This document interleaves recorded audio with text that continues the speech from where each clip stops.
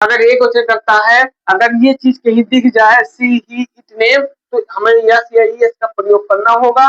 अगर you they B कहीं दिख जाए तो इसके साथ में हमें यस या ईएस का प्रयोग नहीं करना होगा। तो हेलो एवरीवन, एक बार फिर से आप सभी लोगों को राजन इंस्टीट्यूट चैनल में स्वागत है। तो दोस्तों, जैसे हमने आपको बता दिया था, टेंस कितने प्रकार के होते हैं।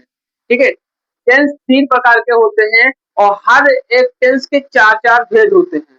हमने यूट्यूब पे वीडियो डाल रखा है, अगर आप लोगों ने नहीं देखा है तो आप लोग प्लीज उसको जरूर देखिएगा। ठीक है, हमने कहा था कि हम प्रेजेंट इंडेफिनिट टेंस लेकर आएंगे। ठीक है, आज की वीडियो में प्रेजेंट इंडेफिनिट टेंस के बारे में बात करेंगे और प्रेजेंट इंडेफिनिट टेंस अल्फामेटिव, नेगेटिव और इंटरनेगेटिव। ठीक है, ये मतलब चारों का थोपड़ा एकदम साफ कर देंगे। ठीक है, तो आज हम लेकर आए हैं प्रेजेंट इंडेफिनिट टेंस का अल्फामेटिव और नेगेटिव और इंटरनेगेटिव सेंटेंस। ठीक है, आज हम बनाना सिखाएंगे। ठीक है, प्रेजेंट इंडेफिनिट टेंस का सेंटेंस। ठीक, तो सबसे पहले हम लिखते हैं यहाँ पे प्रेजेंट इंडेफिनिट टेंस। ठीक है, प्रेजेंट इंडेफिनिट टेंस। देखिए भाई, इन अगर आप मेरे इस चैनल से जुड़े हुए हो भाई, ठीक है, तो इंडेफिनिट टेंस, ठीक है, प्रेजेंट इंडेफिनिट टेंस, ठीक है, इसको बोलते हैं, इसको हिंदी में बोलते हैं भैया अपूर्ण वर्तमान समय। ठीक है, क्या बोलते हैं? अपूर्ण वर्तमान समय।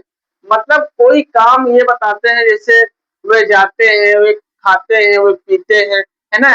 इसमें हर एक काम को अपूर्ण बताया गया है।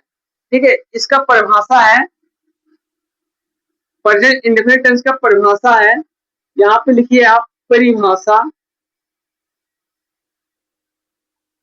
देखिए भैया, जब तक आपको प्रेजेंट इंडेफिनिट टेंस का परिभाषा नहीं आएगा तब तक आप टेंस नहीं बना पाओगे। ठीक है, तो परिभाषा है, जिस जिस वाक्य के अंत में, ठीक है, अंत में ता है, ठीक, ती है, ठीक, ते है, आदि। ठीक है, आदि शब्द आते हैं, आदि शब्द आते हैं, ठीक है, आते हैं, तो उसे हम प्रेजेंट टेंस कहते हैं। ठीक है, क्या कहते हैं? प्रेजेंट टेंस कहते हैं। ठीक है, ये चीज है भैया, ये हो गया आपका प्रेजेंट इंडेफिनिट टेंस की परिभाषा। ठीक है, ये परिभाषा आपको जरूर आना चाहिए। अगर जब तक आपको ये परिभाषा नहीं आएगा आप नहीं बना पाओगे। ठीक है, तो देखिए भैया, प्रेजेंट देखो, present present tense, past tense, future tense, ये तीनों सग भाई हैं। ठीक है, ये प्रेजेंट हो गया, पास्ट हो गया और फ्यूचर हो गया, ये तीनों सगे भाई हैं। ठीक है, प्रेजेंट, पास्ट, फ्यूचर। ठीक है, अब ये तीनों के 4-4 लड़के हैं, इन सबका शादी हो गई है, इन सबके 4-4 भेद होते हैं, तो मान लीजिए इनका परिवार हो गया। ठीक है, तो आज हम लेकर आए प्रेजेंट इंडेफिनिट टेंस। ठीक है, प्रेजेंट इंडेफिनिट टेंस का अल्फामेटिव, नेगेटिव और इंटरनेगेटिव आपको समझा देंगे। ठीक है, तो यहाँ पे हमने प्रेजेंट इंडेफिनिट टेंस का परिभाषा लिख दिया है। ठीक है, जिस वाक्य के अंत में ता है, ती है, ते है, आदि शब्द आते हैं, तो उसे हम प्रेजेंट इंडेफिनिट टेंस कहते हैं या प्रेजेंट टेंस कहते हैं। ठीक है, अब आइए हम लिखते हैं यहाँ पे अल्फामेटिव सेंटेंस। ठीक है, क्या है? अल्फामेटिव सेंटेंस। ठीक है, अल्फामेटिव सेंटेंस। ठीक है भैया, अल्फामेटिव सेंटेंस, इसको भैया हम बोलते हैं, ठीक है, इसको हम बोलते हैं सकारात्मक वाक्य। क्या बोलते हैं? सकारात्मक वाक्य। ठीक है, ये चीज बहुत जरूरी है। सकारात्मक वाक्य हम अपने लेवल से बताएंगे, अपने भाषा में बताएंगे। ठीक है, एक एक चीज। ठीक है, तो इसको बोलते हैं अफर्मेटिव सेंटेंस, सकारात्मक वाक्य। ठीक है, ये हो गया प्रेजेंट। जो प्रेजेंट टेंस है ना, प्रेजेंट इंडेफिनिट टेंस है, ये है बाप, इसको आप बोलो बाप। और ये है लड़का।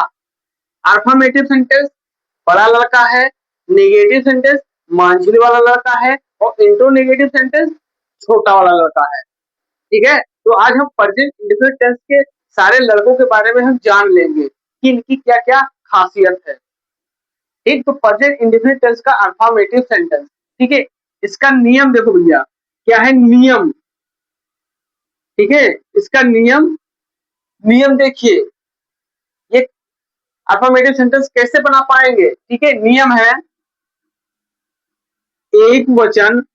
ठीक है, आप लोग भी साथ में लिखते चलिए, एक वचन कर्ता के साथ, एक वचन कर्ता के साथ में। ठीक है, एक वचन कर्ता के साथ में हमको यस या ईएस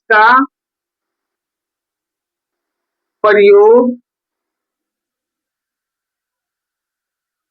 का प्रयोग करते हैं। ठीक है, क्या है, एक वचनकर्ता के साथ, एक वचनकर्ता के साथ यस या ईएस का प्रयोग करते हैं। एक वचनकर्ता उसे कहते हैं जैसे हम अकेल हन। अगर हम अकेल हन तो हम हमका कहिए लोग एक, हम एक हन। हम आपका अकेले तो पढ़ाई थे तो हम एक हो गए, तो हमरे पीछे ईएस का प्रयोग हुई। अभी यहाँ पे बताते हैं। ठीक है, एक वचनकर्ता के साथ में यस या यस का प्रयोग होगा, और बहुवचनकर्ता के साथ में। ठीक है, यहाँ पे लिखो, ये पहला स्टेप हो गया भैया।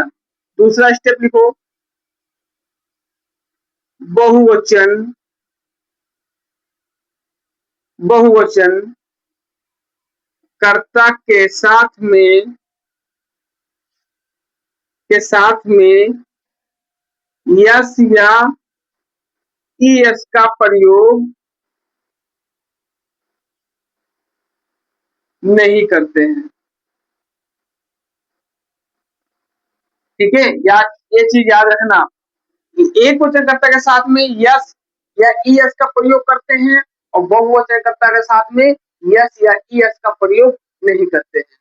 ठीक है, अफर्मेटिव सेंटेंस में। ठीक है, अब देखिए, अब हमको कैसे पता चलेगा कि ये एक वचन है कि बहुवचन है। ठीक है, तो हम यहाँ पे लिखा देते हैं, नीचे दिखेगा।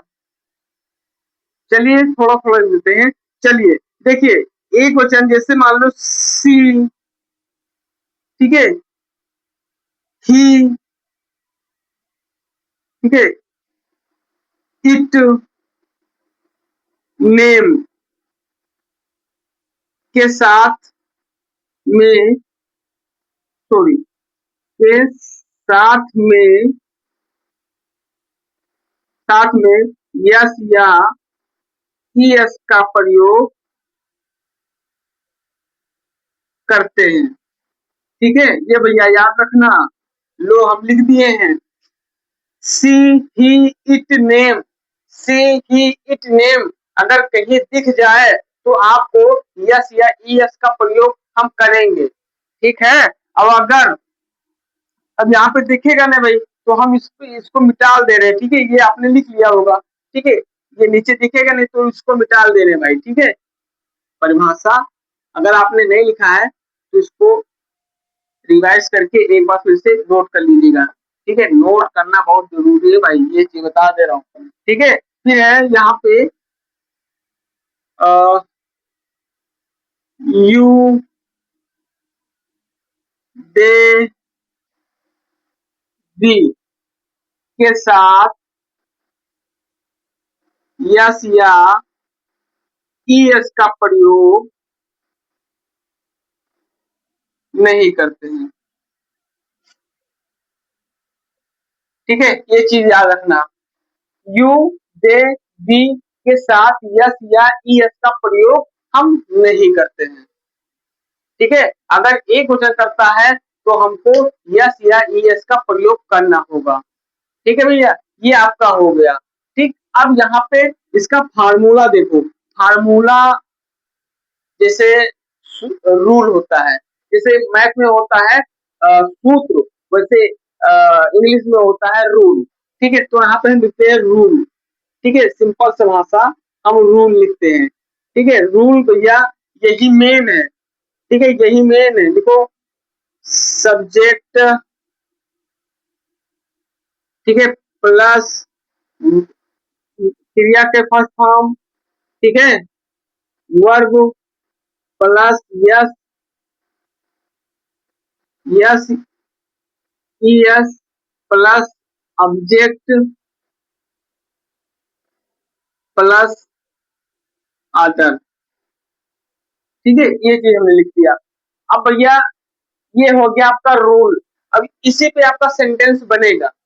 ये हो गया आपका भैया अर्थमेटिक का नियम। ठीक है, हमने बता दिया एक वचनकर्ता के साथ में यस या ईएस का प्रयोग करना होगा और बहुवचनकर्ता के साथ में यस या ईएस का प्रयोग नहीं करना होगा।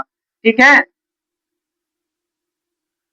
यहाँ पे जैसे लिखा है सी ही इट नेम, अगर एक वचन करता है, अगर ये चीज कहीं दिख जाए सी ही इट नेम, तो हमें यस या ईएस का प्रयोग करना होगा।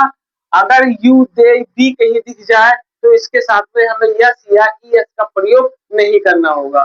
ठीक है, तो इसको हम मिटा देते हैं। ठीक है, इसको हम मिटाल के अब हम आपको टेंस बनाना सिखाते हैं। ठीक है भैया, चलिए स्टार्ट करते हैं। ठीक है, यहाँ पे हो गया रूल। ये रूल बहुत जरूरी है, इसको आप नोट कर लो या कॉपी में बना के रख लो।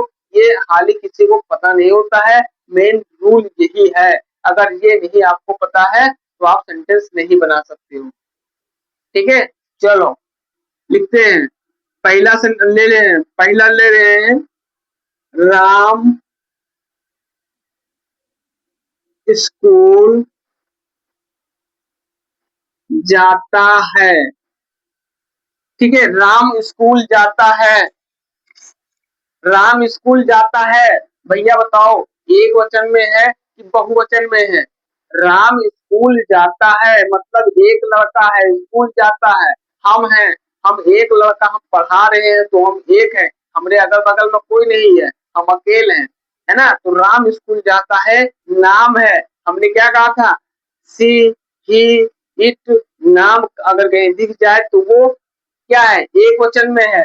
तो राम स्कूल जाता है एक वचन में है, तो हम क्या लिखेंगे, सब्जेक्ट पहले करता है राम, तो सब्जेक्ट पहले लिखेंगे हम राम। ठीक है, प्लस वर्ब क्या है जाता है, भैया क्या है जाता है ना, तो जाता की क्या रहेगा गो। ठीक है, लेकिन ई या ईएस का प्रयोग होगा, हमने कहा था ना आपसे, तो वर्ब के पास क्या है, यस या ईएस है ना। तो एक वचन है तो हम ईएस का प्रयोग करेंगे, ईएस गोज टू। ठीक है, राम गोज टू स्कूल, ये हो गया आपका। ठीक है, Ram goes to school, Ram school जाता है, ये आपका बन गया। ठीक है, राम स्कूल जाता है। अब देखिए इसको मिटा के यहाँ पे दूसरा लेते हैं। ठीक है, जैसे यहाँ पे हम दूसरा लेते हैं, जैसे